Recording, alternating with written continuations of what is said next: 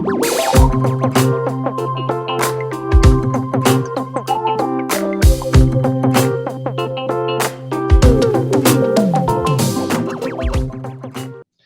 rápido quién es cada uno. Juan Cobrel es consultor político especializado en discurso y estrategia, con más de 20 años de experiencia en campañas electorales, en comunicación de gobierno.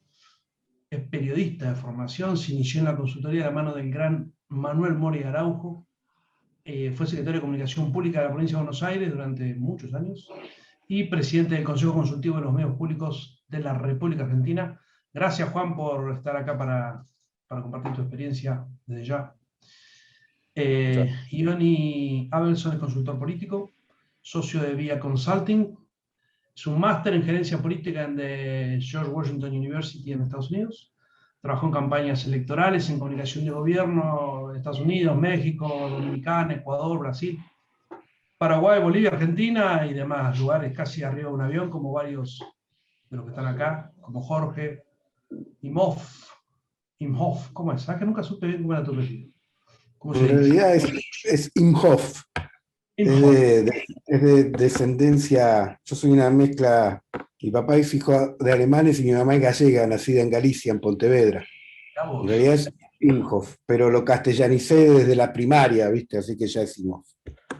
Bueno, Jorge, imagínate que lo pronunciaban de cualquier manera. Fundó y dirige la agencia de publicidad y comunicación y Latina, con su socio Daniel Agosti el jueves pasado charlando. Daniel Agosti, que se autorreferencia como aventurero, ¿no? Dijo que lo presentáramos así, ¿no? Jorge participó en decenas de campañas también en muchos lugares, en Argentina, México, Paraguay, Ecuador, Perú, Bolivia, Dominicana, Colombia, Qatar. Su trabajo ha sido reconocido por sus pares en los premios de la consultoría política como en los Victory Award, en los Napolitan, en Red Latino, los propios premios a la COP de la Asociación Latinoamericana de Consultores Políticos. Asesora y colabora en la comunicación de distintos gobiernos y personalidades de la política en distintos países de la región. También es profesor de posgrado en la Escuela de Política y Gobierno de la UCA y de la Universidad Abierta Interamericana y de distintas universidades en Latinoamérica. Martín Gabio también es un... Gracias, Jorge. Gracias, yo no sé si agradecer a los dos, pero gracias por estar. Martín Gabio también, consultor político, se ha especializado en consultoría política y en asuntos municipales. Se desempeñó tanto en el ámbito público como en el sector privado. Fue director editorial de un medio gráfico de 2 radios. También tuvo relación con el tercer sector. Fue coordinador de proyectos para la Argentina de la Fundación Friedrich Naumann. Actualmente es secretario de Gobierno en el municipio de Adolfo Alsina, en la provincia de Buenos Aires, y desde hace 10 años se dedica a campañas electorales de nivel local principalmente. Gracias, Martín. Gracias a todos. En serio. Distintas experiencias, distintos roles ha cumplido cada uno en distintos lugares. Faltan mujeres en este panel por una cuestión de desorganización y quedaron mezcladas. Bueno, nada, varios lo criticaron y yo mismo, pero bueno, no pude lograr coordinar horarios y días, que era todo un bolonqui de las agendas de cada uno. Estos jueves pasados estuvimos hablando bastante y hoy quería arrancar con una pregunta para todos, que es que muchas veces es común creer que los espacios políticos que gobiernan, digo, los oficialismos, ya sean territorios locales, provinciales, nacionales, regionales, como que siempre tienen más chance de ganar las elecciones, ¿no? Tienen más aparato, tienen más presencia, tienen más recursos, salvo que haya conflictos muy graves o la ciudadanía quiera cambios muy profundos en términos de gobierno en general, los oficialismos están más tranquilos. ¿Están hoy más cómodos para ganar las próximas elecciones en Argentina? ¿Cómo lo ven? ¿Quién empieza? Vos. Obviamente vos. Yo creo, a ver, ahí se da un fenómeno bastante interesante. Yo creo que este año es excepcional en todo sentido, más allá de si la pandemia va a cambiar la forma, la táctica de cómo hacer campañas o no. Es excepcional en cuanto a cómo la gente ve a los actores políticos y a las elecciones, unas elecciones que podríamos decir hoy la gente no quiere. Digamos, la gente está muy ausente del discurso, del debate político, lo ve muy externo, lo ve muy artificial, si se quiere estamos todos con otro chip, pandemia, vacunas, economía, trabajo, salario real, hay un montón de otros temas mucho más importantes que la campaña. Y esto que vos mencionás, que en general el oficialismo tiene las de ganar, bueno, se va dando en toda América Latina y empezando por Estados Unidos, que los oficialismos nacionales están perdiendo, empezando por Trump, pasando por Chile muy fuertemente con el enorme esfuerzo de vacunación que tuvieron, en algún punto en Ecuador y en Perú también pasó, de alguna forma más tangencial. Creo que los oficialismos nacionales tienen un problema grande. Por suerte para el gobierno, esta no es una elección ejecutiva nacional, sino que es una legislativa. Entonces, bueno, ahí separamos en dos puntos, las nacionales de las locales y las legislativas de la ejecutiva. Al ser esto una elección legislativa, y en gran parte eso termina teniendo una narrativa y una lógica muy local, creo que no va a ser tan directa, digamos, esta ventaja, este hándicap que tiene siempre el Ejecutivo. Va a depender mucho más de nombres propios, va a depender mucho más del poloteo, de resultados mucho más parejos de lo que quizás uno puede esperar de gana este o gana la oposición, gana el gobierno, Alberto está mal, no sé. O sea, creo que se va a dar todo mucho más justo. Y bueno, después está la pregunta que quizás el resto de los ponentes me puede ayudar a responder, es ¿quién gana? ¿Cómo se elige un ganador de estas elecciones legislativas? ¿Es quién gana más votos a nivel nacional, uno contra otro? ¿Es quién saca la mayoría de diputados y senadores? ¿Es quién gana la provincia de Buenos Aires? ¿Es quién titula el otro día Clarín que ganó? No sé, yo no tengo claro quién va a ganar o cómo se decide quién gana estas elecciones.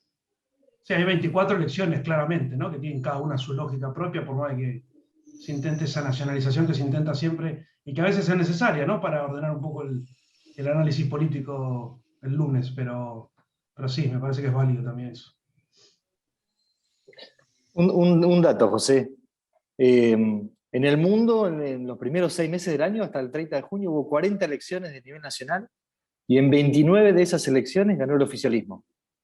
De las 14 elecciones presidenciales que hubo en el mundo, hubo 10 en las que ganó el oficialismo. Es decir que en el mundo hasta hoy, en las elecciones nacionales, ha habido un contexto favorable. Pero esto es estadística. La estadística dice también que los que patean el primer penal en una serie de penales tienen más suerte, más chances de ganar, pero Colombia pateó el primer penal los otros días y estaba el Dibu inspirado y pasó a Argentina.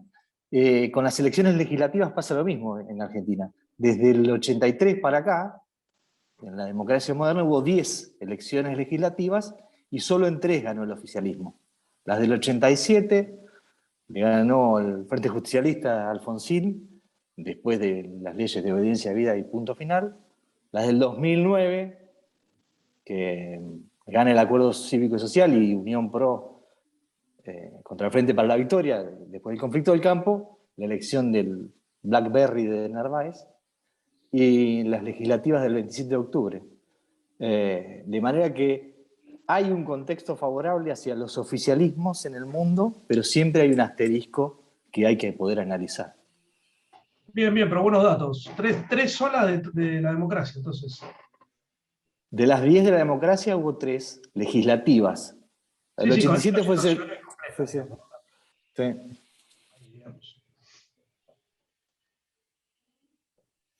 Juan, Jorge. Yo, siguiendo un poco, perdón, dale, Juan, dale. No, dale.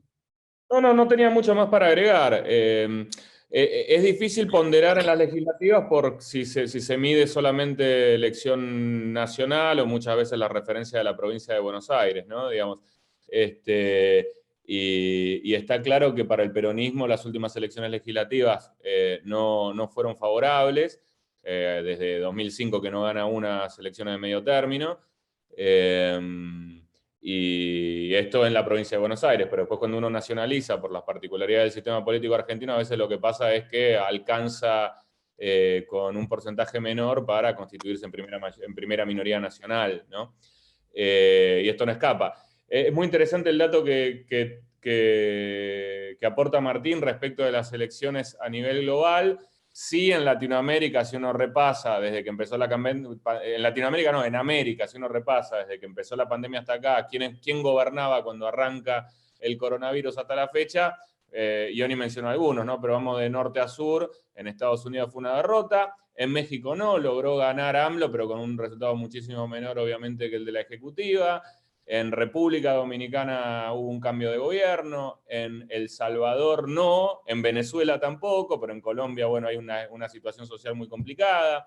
En Brasil, Bolsonaro perdió muchísimo apoyo. En Paraguay están también, Marito Abdo arranca con un apoyo enorme y tiene un enorme problema. En Chile las legislativas, en Perú también cambio de signo, en Ecuador cambio de signo, en Bolivia cambio de signo, en Uruguay en las elecciones regionales perdió el oficialismo nacional. Digo, hay un contexto que por lo menos en América parecería no ser tan positivo para estar gobernando. Y en eso, bueno, el gobierno se va a enfrentar a esa situación. Ahora, es importante distinguir esto, ¿no? Una cosa es el oficialismo a nivel nacional. A nivel local, a nivel provincial, la historia es muy diferente, ¿no? Digamos, ahí los niveles de apoyo que uno va viendo, tanto en los intendentes como en muchos, no en todos, pero en muchos de los gobernadores, sigue siendo bastante alto. De alguna manera, todo el costo, el mayor costo político de la pandemia se lo está tragando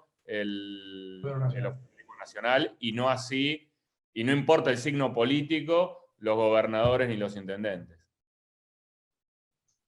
Sí, yo creo, yo siguiendo un poco la lógica de Ioni, en una elección ejecutiva la lógica básica es premio o castigo, ¿no? Y en el castigo el cambio, y en una legislativa es más reforzar o apoyar o poner límites. Creo que un poco esa es la lógica.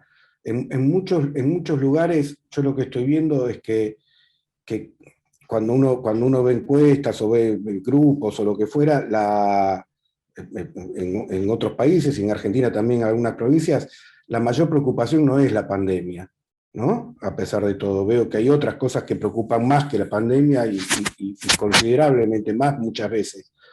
Sin embargo, me parece que la pandemia va a ser la moneda de cambio, va a ser la moneda por la que se va a facturar, se va a cobrar o no esa gestión de alguna manera a nivel nacional. Y todos los oficialismos han pagado por eso, ¿no? Han tenido que pagar por eso.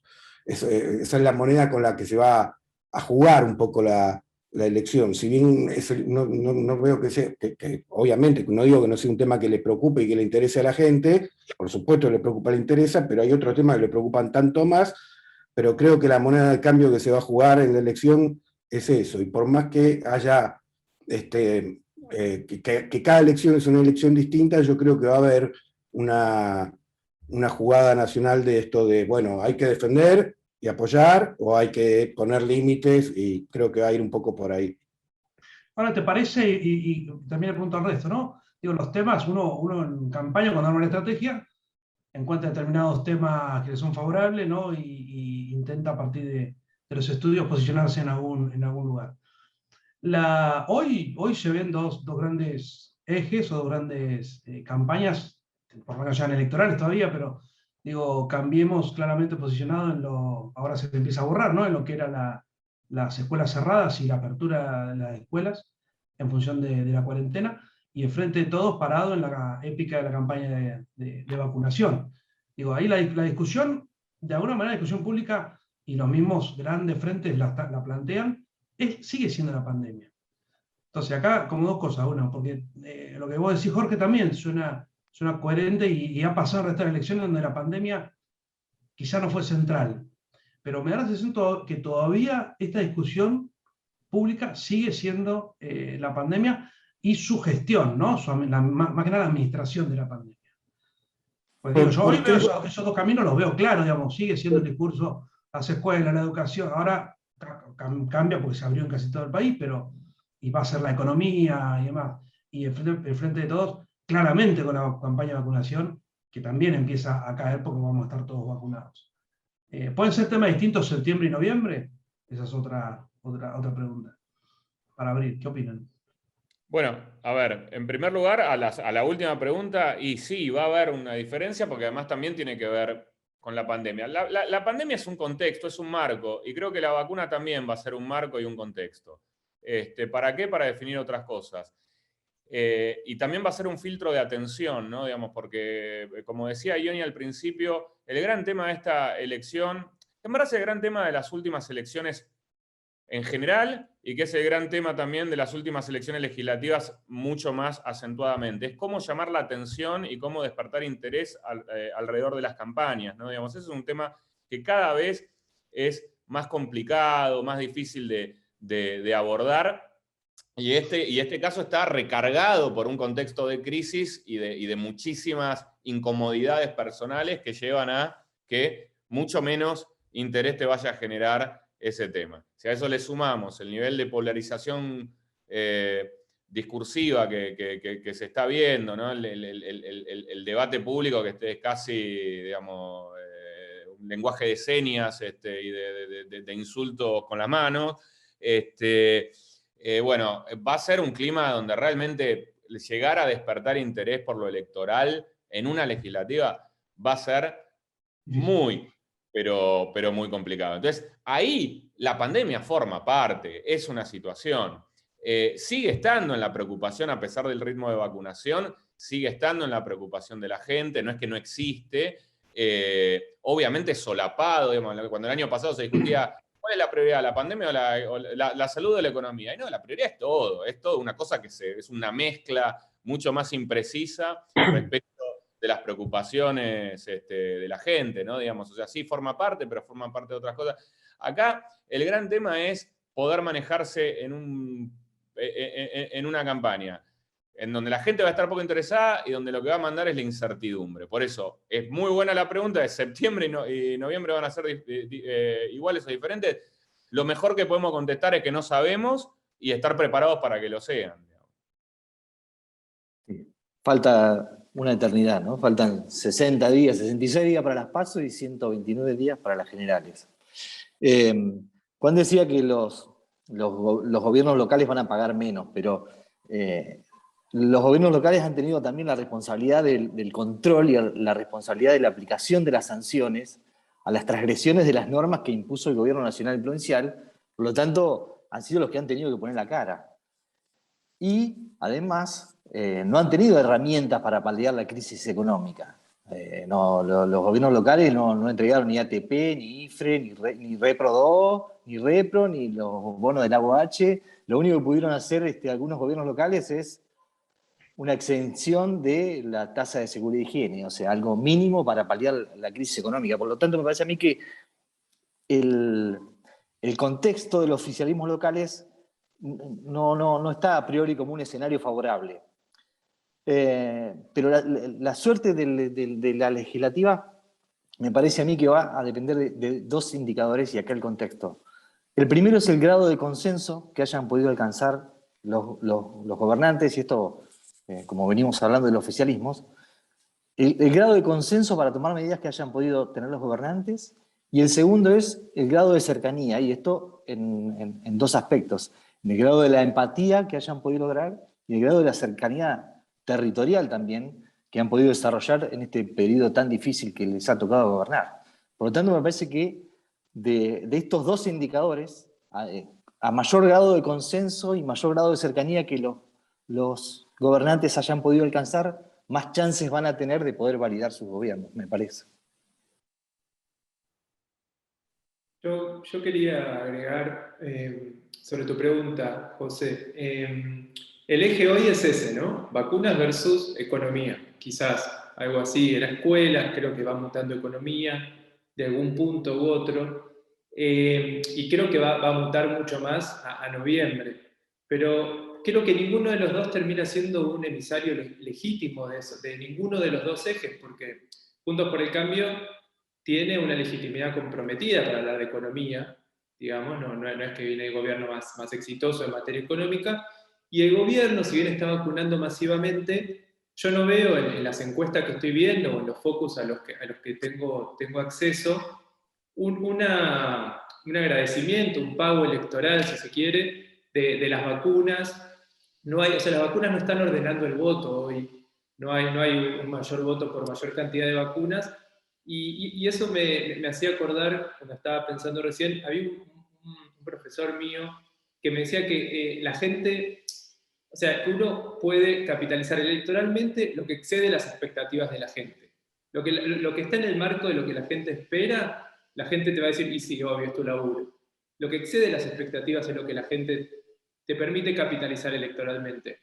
En este caso las vacunas, por el tiempo, por lo que tardaron, por el problema con Pfizer, por la Sputnik, la segunda dosis, hay un montón de cosas que hacen que el gobierno no haya podido exceder expectativas y que la gente se sorprenda, che, qué bien, las vacunas llegaron en marzo, vinieron la Pfizer, están los dos componentes, mil cosas, ¿no? Entonces también tiene un problema con las vacunas, entonces hay que ver cómo las dos coaliciones mutan su discurso y su identidad, digamos, comunicacional respecto a cómo hacen para ser más legítimos en los ejes que se planteen de cara a noviembre. Sí, está bueno. Vuelvo un poco sobre lo de Martín y lo que decía Johnny también. Digo, está claro que van a ser elecciones distintas, las locales. Y el territorio local se vive muy distinto a lo que se vive en términos de discusión nacional. Eso es muy cierto, pero también los territorios locales están muy atados a lo que pase en términos nacionales, a los liderazgos que se vayan resolviendo de acá al cierre de listas. Entonces me parece que ahí va a jugar una... Pero no va a estar tan claro que lo local sea tan seguro en términos de que gane el oficialismo y que haya tanto corte de boleta en relación a un análisis tan certero de la gente. Y una cosa que también pensaba, mientras hablaba Ioni, a Juntos por el Cambio se le complica posicionarse en la crisis económica. Es cierto. Digo, si te corres de la educación y se abren las escuelas y sigue todo con una relativa normalidad de acá a noviembre, ese eje se cae. Y el de la crisis económica es difícil machacárselo a un gobierno de 2 años. ¿Eso cómo lo ve el resto? Digo, ¿que creen que ahí el que Cambiemos se puede parar ahí o va a tener que buscar otro tipo de discurso, otro tipo de planteo? ¿Cómo lo ven eso? Yo creo que Cambiemos tiene que mostrarse distinto y contrastar, o sea, es lo que va a hacer, contrastar, si querés, modelo, no sé si realmente es un modelo, pero una oferta, y por eso que están planteando de que la economía no tiene lo suficiente para pararse ahí, lo está cambiando de alguna manera a las libertades. Cuando habla de la educación, es las libertades. La libertad de poder mandar a tu hijo a la escuela, la libertad de poder entrar y salir del país, la libertad de... Yo creo que ahí es donde debería pararse y contrastar. Y desde ese punto, vuelvo a lo mismo. El tema de la pandemia, como decía Juan, es el contexto, es la coyuntura, y entonces hay que plantearlo desde ahí. Entonces, la libertad de poder estudiar, la libertad de poder entrar, porque todo tiene que ver con el contexto de la pandemia, pero en realidad lo que están planteando es otra cosa. Son posiciones distintas que van más allá de lo que pasa con la pandemia, ¿no? Sí, yo creo que también esta resolución que está tomando, a medida que uno va mirando, bueno, hay que esperar el cierre de listas, ¿no? Pero a medida que se ven los movimientos y la reconfiguración que empieza a tener el mapa interno de la oposición, con un Macri más corrido, con lo que se llama ala dura un poquito más corrido, despejándole el camino a lo que sería una suerte de recambio interno, ¿no? Y eso creo que busca también lavarse de culpas y de responsabilidades respecto de esa negatividad que acarrea. Coincido con Jorge en que la mejor estrategia en ese sentido para la oposición es ir a una campaña más anclada en cuestiones más valorativas, ¿no? Que es lo que hizo en el segundo tramo de la campaña del 2019, después de la derrota estrepitosa de las PASO, donde ensayó un plebiscito de gestión y hablaba de las obras que habían hecho y etcétera. Después de la enorme diferencia, ellos corrigen y empiezan a hacer una campaña más asentada en las cuestiones más valorativas y de contraste ideológico, si se quiere, con el Frente de Todos. Así que imagino que eso, más la idea de que los actores tal vez más identificados con la gestión económica del gobierno anterior no estén en escena, digamos, no estén en primer plano, por lo menos. Discúlpame, una sola cosita más sobre eso, Juan, que me parece que A ver, ¿cómo te puedo decir? En ese sentido, yo entiendo que por algún motivo se hace, porque hay que gobernar, hay que tomar decisiones, estamos en medio de un tema de salud, de una amenaza de nuevas yo entiendo de todo, pero me parece que el oficialismo en ese sentido le cede a la oposición argumentos para plantarse en ese tema de valores o de libertades o lo que fuera. Por ejemplo, el tema de las clases o el tema de poder entrar y salir del país ahora. Creo que si no le dejaran esas cosas servidas sobre la mesa, no tendrían mucho que decir, se quedarían vacíos de discurso. Me parece que en ese sentido hay como que tomá, te lo estoy dando, no te lo estoy regalándome. Esa es la sensación que me da. Por algo se debe hacer, obviamente, porque uno lo analiza nada más que en términos de cómo lo ve uno de su lugar, pero las decisiones se toman por una serie de factores. Sí, de acuerdo. Sí. Jorge y Juan, ya que hablan de los temas de valores, está bien pensar en esto, en que Juntos por el Cambio, el planteo que está intentando hacer es el de una campaña valorativa de confrontación a través de los valores, pero puede que quizá ahí haya una trampa que sea el de unas expectativas de futuro que es muy difícil de plantear en este contexto. Como siempre, los contextos mandan en las elecciones, y el contexto de la Argentina de hoy es de una pobreza del 42%, de una indigencia del 10%, de una caída del PBI de 9,9 el año pasado, en 2020, un punto por abajo de la peor caída de la historia, que fue de 10 puntos en el 2002. Estamos llegando a los 100.000 muertos de pandemia. El índice de optimismo ciudadano, el que mide Poliarquía desde el 2007, está cerca de alcanzar el pesimismo extremo. Y cada vez que ese índice está en rojo pierden los oficialismos. Las encuestas que preguntan sobre el futuro son terribles. Una de Maxi Aguiar, de la consultora Cierto, dice que el 76,7% tiene una mirada negativa sobre la situación actual y el 62,9% una mirada negativa sobre el futuro. Entonces, el desafío de los liderazgos hoy es generar conversación para construir futuro, pero en un contexto en el que el presente está atentando contra todas las expectativas. Por eso la campaña de la valoración, de los valores, tiene un riesgo muy grande. Creo que hay que ser en esta campaña hiper cuidadoso con el manejo de expectativas, y que los discursos tienen que estar centrados en un presente apenas orientado hacia el futuro, pero un futuro cercano y más concreto, tangible y objetivo que el de unos valores futuros, ¿no?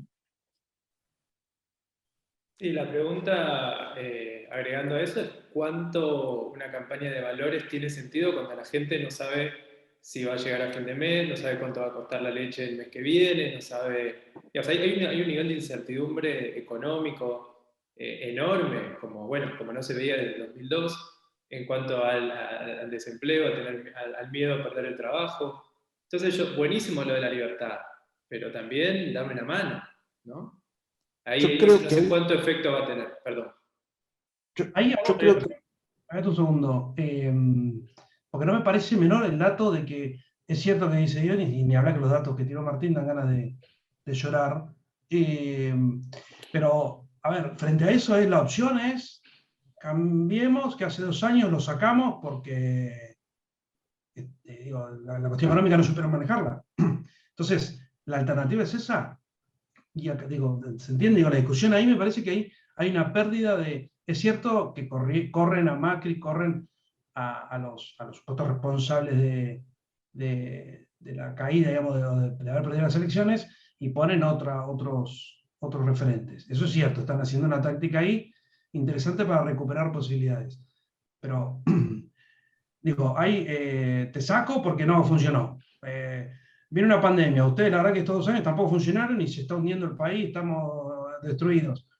Voto ¿se entiende? Digo, me parece que ahí hay un conflicto mucho más grande de lo que vemos. Y es cierto que todos los estudios plantean que la perspectiva de futuro está muerta, la gente, 70% de gente no cree en nada y demás. Pregunto y pienso en voz alta las dos cosas. ¿Hay posibilidad de que aparezcan espacios disruptivos? lo que aparezcan espacios en donde digas, bueno, che, en las elecciones legislativas muchas veces la izquierda se lleva más representación, la gente se anima un poco más a romper su conservadurismo o su voto tradicional. Y hay alguna posibilidad por izquierda o por derecha, por acciones disruptivas, pero no dentro de los grandes frentes, sino por fuera, de que aparezca algo raro? ¿Ustedes ven algo ahí? A ver, digo, por un lado es cierto que falta bastante para anticipar qué va a pasar a nivel cuarto oscuro, ¿no? Pero sí uno puede ver la actitud de algunos dirigentes de Juntos por el Cambio, Mauricio Macri o Patricia Bullrich, de correr mucho el discurso hacia el extremo derecho, actitud que no tenían antes de 2019, o que no tenían, capaz Patricia Bullrich un poco más, pero no teniendo de una manera tan explícita. En algún punto contuvo la emergencia de un outsider, en algún punto, ¿no? Ahora, claramente hay una demanda antipolítica que está surgiendo, no solamente por derecha, también puede surgir por izquierda. Digo, ¿existe esa demanda? Sí, pero no ha habido, y para el comienzo de la campaña falta poco tiempo, en verdad. Estamos hablando de dentro de un mes, en menos de un mes vamos a estar en campaña. El 24, formalmente empieza el 24, ¿no? Digamos, de julio. Y no ha emergido ese actor, ¿no? Digamos, no está presente. Yo creo que porque el sistema político organizado en dos grandes polos ha sabido absorber gran parte de ese discurso y quitarle el espacio para que esos nuevos actores tuvieran a dónde anclar su propuesta política. Más datos para aportar a la charla del Observatorio de Psicología Aplicada de la UBA. Acá te clausuramos el Zoom y... No. Tenemos que conocer el escenario. Los consultores tenemos que conocer el escenario. Informe de julio, Observatorio de Psicología Social Aplicada de la UBA. 18% de la gente le causa rechazo a la política. El 67% apenas le interesa. Y solo un 15% le apasiona la política. Es decir, que estas miradas de extrema izquierda o extrema derecha están contempladas en un 15% de la sociedad. Hoy un 20% no iría a votar si las elecciones fueran optativas. Así que el contexto es ese. No hay un contexto favorable hacia la aparición de posiciones extremas. Hay una dificultad que vamos a tener en la participación. Hubo 2 elecciones ya en Argentina este año, Misiones y Jujuy, y alcanzaron un 60% de participación, un 10% de participación menos que en otras elecciones legislativas. Ahí ganaron los oficialismos también. Pero un dato que nos dio Analía del Franco de la elección de Jujuy, de la participación. Y otro dato de la elección de Jujuy era que los que votaron a Morales, el 68% de los que votaron a Morales, que lo votaron antes y lo votaron ahora, creía que era una irresponsabilidad que en este momento el gobernador estuviera en campaña. Aún así lo votaban. Pero este es el contexto en el que nos vamos a tener que manejar. Esperemos que cambie un poco más en septiembre y en noviembre, ¿no?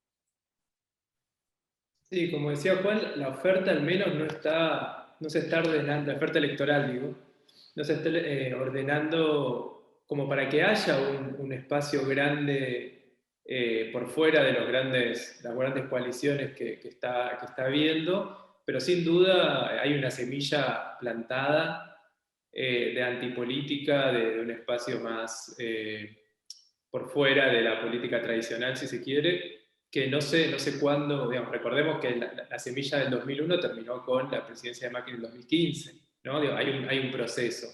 Se creó la propuesta republicana, fue mutando, es una coalición más grande, bueno, y terminó con la presidencia de Macri. La semilla que se planta hoy, ¿en qué va a terminar? No sé, pero en algún momento va a salir algo, para mí, que vamos a rastrear el inicio a este fuerte sentimiento antipolítica que estamos teniendo hoy.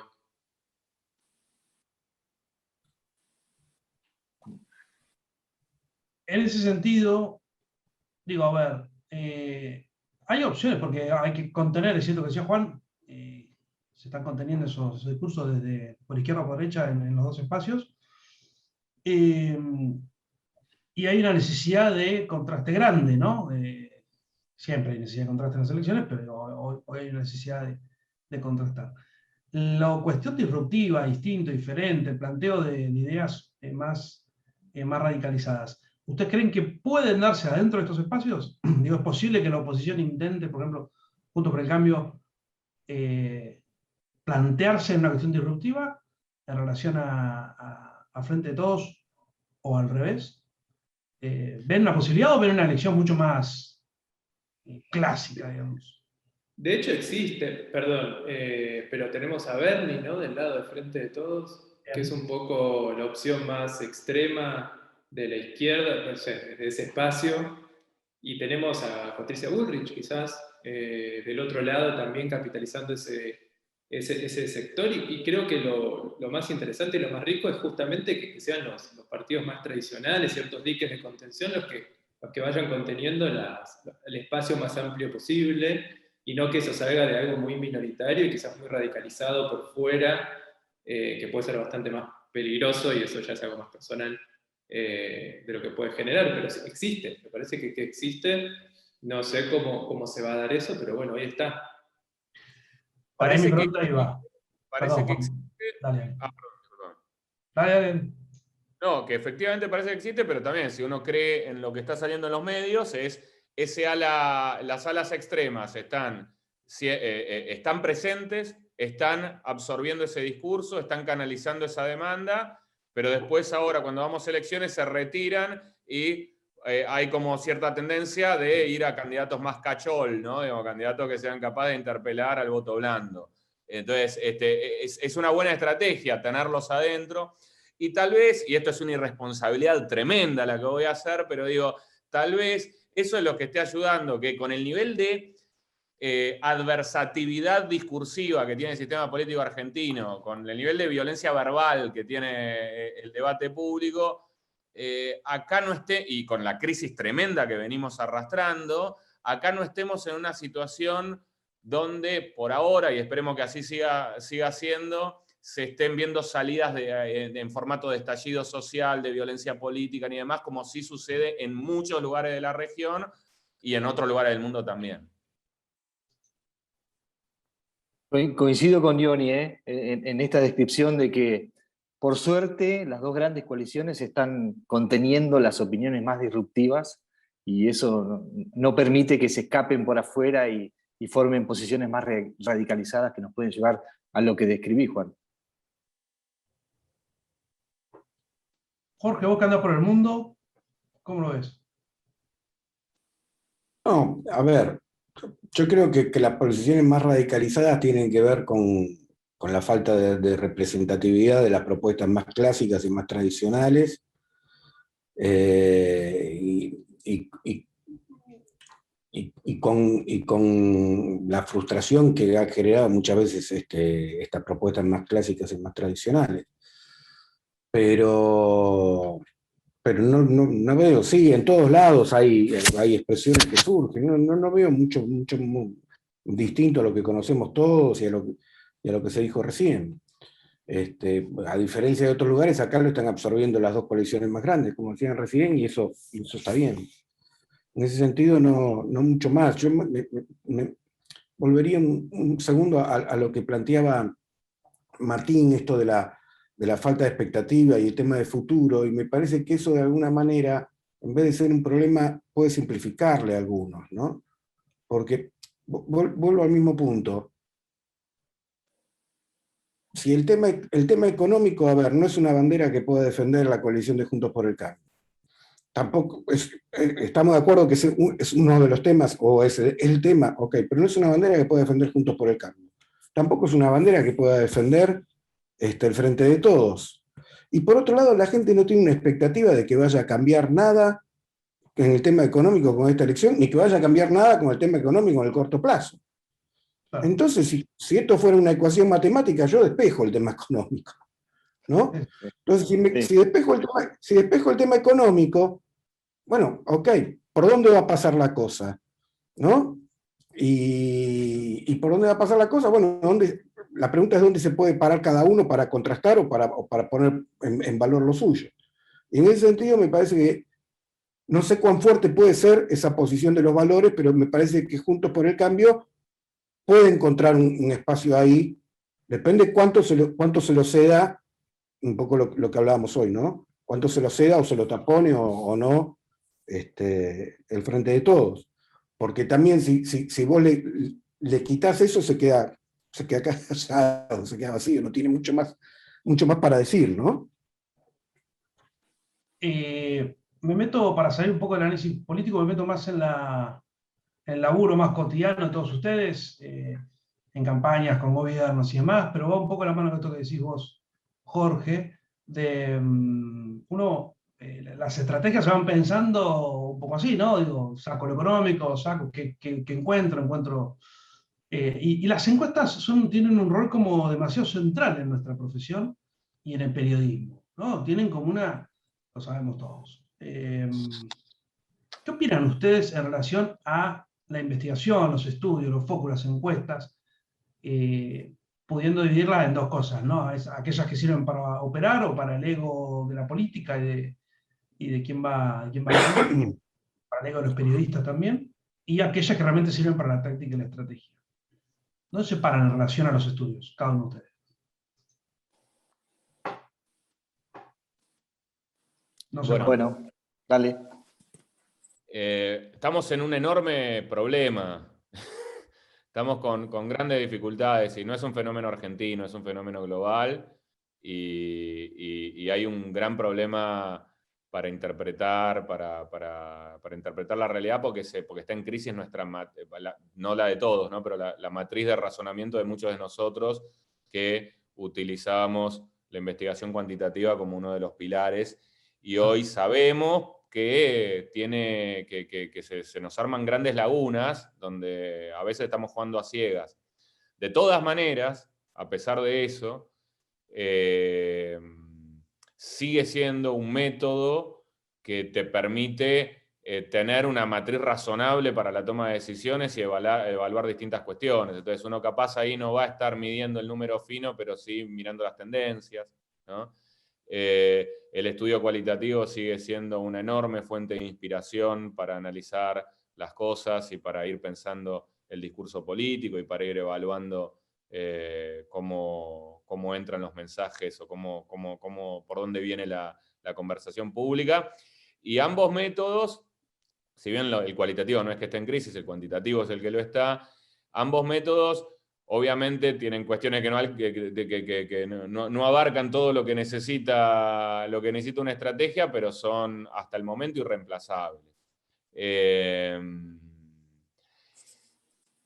Así que bueno, desde ahí, digamos, creo pero lo que es bueno saber, y me parece que todos los que nos dedicamos a la consultoría tenemos que tener muy presentes, es que hay una crisis en la investigación y no hay que negarla, ¿no?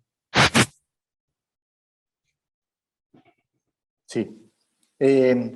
Las campañas se estructuran en orden a un objetivo general que deciden los candidatos y el jefe de campaña, que a veces puede no ser ganar la elección, puede ser introducir un tema al debate público, fortalecer un espacio, el que fue, no hay un solo objetivo de campaña, digamos. Y el camino que se traza para alcanzar ese objetivo es la estrategia de campaña. La estrategia trata de configurar una coherencia entre los discursos, los candidatos y la demanda de la sociedad. Esto en la perfección del diseño de una campaña en el escritorio. En la realidad las campañas son un caos. Claro. Entonces, a lo que nos ayuda la investigación de cualquier tipo, cualitativas, cuantitativas, las estadísticas, los focus, todo, es a introducir un poco de coherencia en cada una de las acciones que va formando la estrategia, ayudarnos a encontrar la coherencia en cada una de las acciones que va formando la estrategia para alcanzar el objetivo. Por lo tanto, son una herramienta que, si bien en algún punto están en crisis, son las herramientas que tenemos hoy en el cajón de herramientas que nos sirven para trabajar en una campaña. Yo creo que lo que está en crisis sobre todo es la metodología presencial, en algún punto que hace rato viene estando en crisis, viene estando en debate. y surgen nuevas metodologías más modernas y que están en uso, que están empezando a usarse, vienen usándose hace mucho, pero con poca legitimidad, como la online, quizás metodologías más mixtas. Y eso me parece un cambio muy interesante, que está buenísimo, la verdad.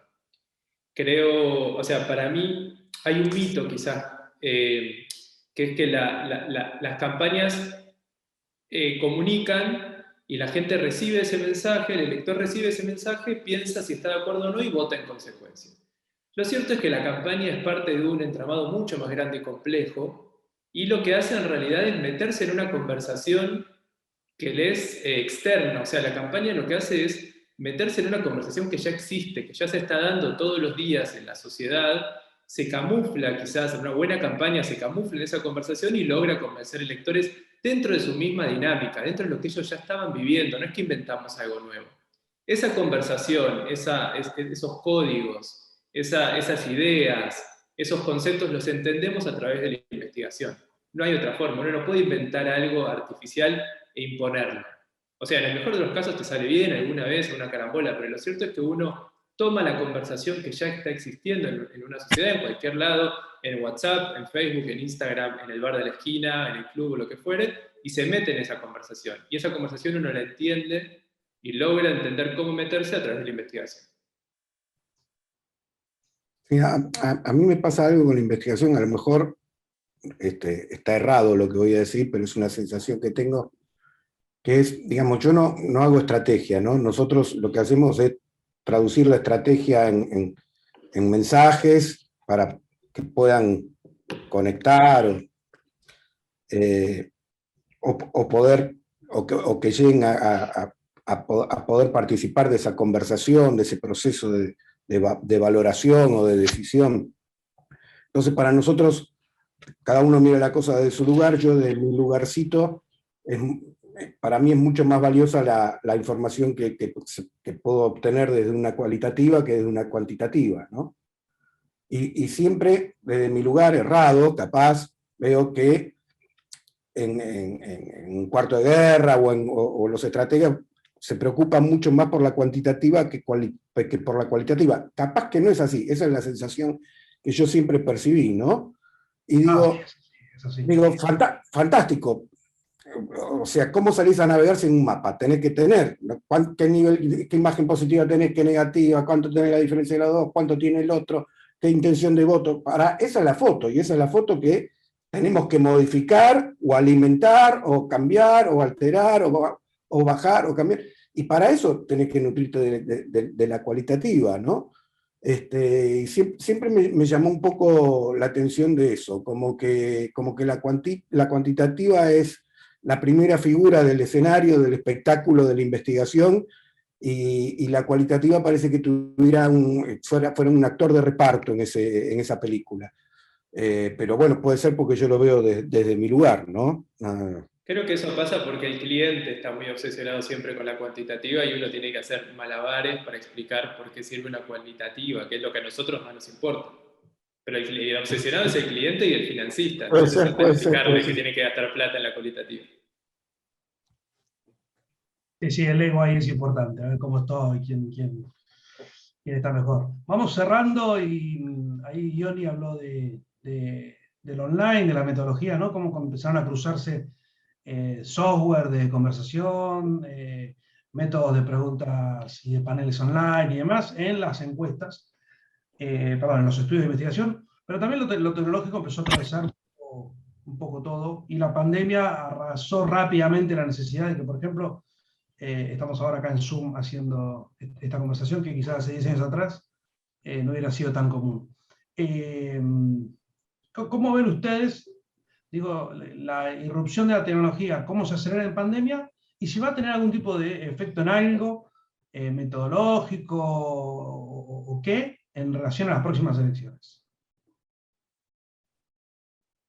El territorio digital de las elecciones que se nos vienen va a ser distinto al de todas las que nos precedieron, porque lo digital irrumpió en dos espacios cruciales de la vida en los que todavía no estaba del todo presente, y son el trabajo y la educación. Por lo tanto, esa disrupción va a hacer que el territorio digital tenga una importancia sin precedentes en las campañas, por lo menos en lo que vamos en Argentina, en las campañas modernas, digamos, ¿no?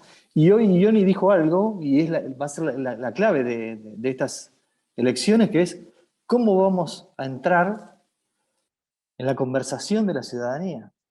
Digo, entrar en la conversación de la ciudadanía con estos niveles de pesimismo, digamos, va a ser el desafío que vamos a tener en las campañas que se nos vienen, ¿no?